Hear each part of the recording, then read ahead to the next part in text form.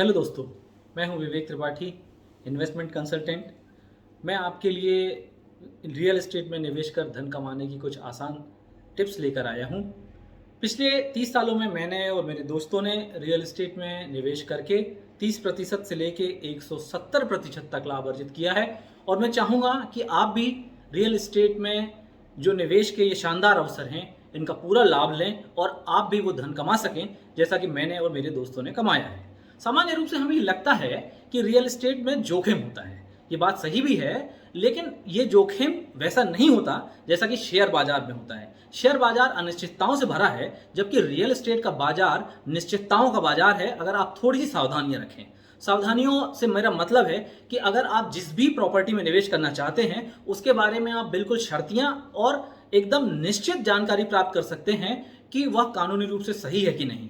जब आपको यह जानकारी मिल जाती है कि कानूनी रूप से कोई भी प्रॉपर्टी जिसे आप प्लॉट के रूप में, ड्यूप्लेक्स के रूप में, फ्लैट के रूप में प्राप्त करते हैं सही है, तो उसका आगे बढ़ना, उसमें लाभ होना एकदम निश्चित है। आज तक जब से मानव सभ्यता बनी है, कभी ऐसा नहीं हुआ कि किसी भी संपत्ति ने एक निश्चित दर से लाभ अर्जित ना किया हो।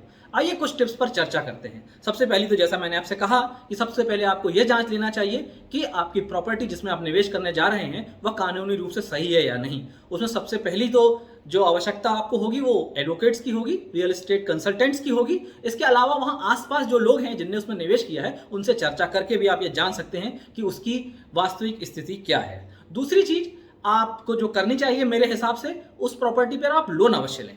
बैंक लोन लेने के दो फायदे हैं। एक तो ये कि जहां बैंक आपको जो रियल एस्टेट का मकान में, रहवासी मकानों में जो देता है लोन, वो लगभग 6.5% से देता है और कमर्शियल में लगभग 11-12% के आसपास देता है, जबकि किसी भी प्रॉपर्टी में बढ़ने की दर 15% से कम कभी नहीं होती है। तो आप हमेशा लगभग 6-7% के लाभ की स्थिति में पहले दिन से ही रहते हैं। दूसरी चीज यह भी होती है कि आपको बैंक के जो मुद्रास्फीति के कारण होने वाला नुकसान है उससे भी बचने का मौका मिल जाता है। जो एक और बात आपको ध्यान रखनी चाहिए वो ये है कि यदि आपके पास में महीने में मासिक ईएमआई की देने की स्थितियां हैं, 11,000, 12,000, 15,000, जो भी आप उचित समझते हैं, उस रेशो से आप ये तय कर सकते हैं कि बैंक से कितना लोन लेके आप लगभग कितनी राशि इस रियल एस्टेट में निवेश कर सकते हैं।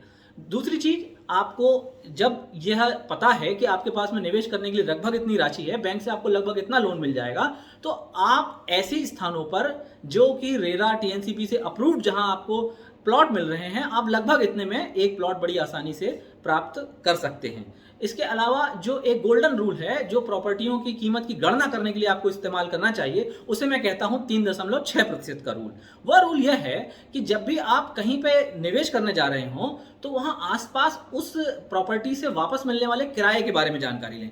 मान लीजिए आप फ्लैट या ड्यूप्लेक्स में निवेश करने जा रहे हैं, तो आप ये जानकारी प्राप्त करें कि वहां के जो फ्लैट या ड्यूप्लेक्स हैं उनमें हमें किराया कितना मिलता है। वहां यदि किराए की दर 10%, लगभग 10,000 रुपए के आसपास है, तो यह 10,000 निवेश किए गए राशि का ईयरली के भाव से या मासिक के भाव से बोले तो 0.3% और ईयरली के भाव से बोले तो 3.6% के बराबर होना चाहिए। इसे कुछ इस तरह से समझ सकते हैं आप कि मान लीजिए आपने 40 लाख रुपए इन्वेस्ट किया और 40 लाख रुपए इन्वेस्ट करने के बाद आपको उस प्रॉपर्टी से कुल प्राप्त होने वाला किराया 10,000 रुपए है, तो आप निकालेंगे कि उस यह जो 10,000 है, यह 10,000 लगभग 0.25% के बराबर आ रहा है। मतलब आप कुछ नुकसान की स्थितियों में हैं, इससे बेटर प्रॉपर्टी की तलाश आप कर सकते हैं। इस गोल्डन रूल से आप जांच सकते हैं कि आप जहां निवेश कर रहे हैं वहां लाभ की स्थितियां कैसी हैं।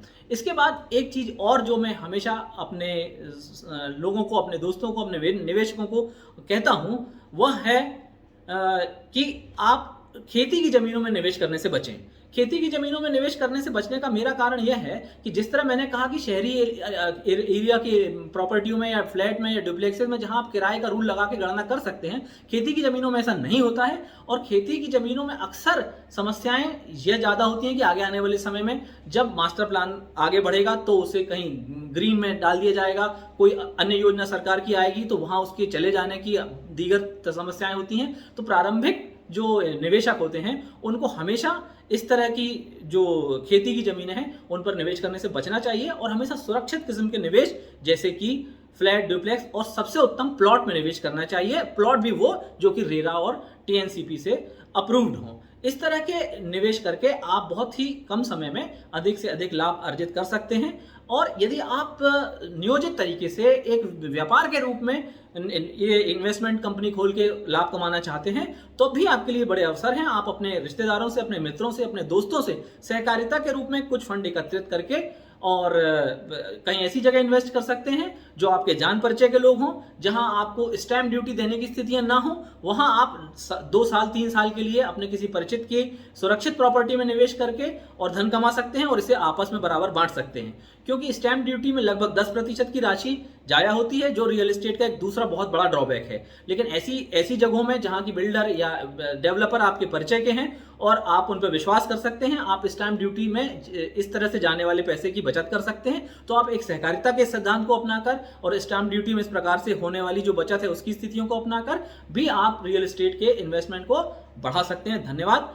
आपको अगर रियल एस्टेट से संबंधित कोई अन्य जानकारी चाहिए हो, कोई अन्य सलाह चाहिए हो, तो मैं अपने कमेंट बॉक्स के पहले मैसेज में अपना ईमेल आईडी शेयर कर रहा हूं। आप उस ईमेल आईडी में अपनी जो भी समस्या हो, जो भी जानकारी आप लेना चाहते हैं, आप मुझसे शेयर कर सकते हैं और मैं शीघ्र से शीघ्र आपकी जानकारी, आप जो भी जानकारी आप चाह रहे हैं वो दूंगा। आपकी जो भी समस्या होगी उसको दूर करूंगा और भविष्य में इसी तरह की टिप्स आपको देता रहूंगा। धन्यवाद।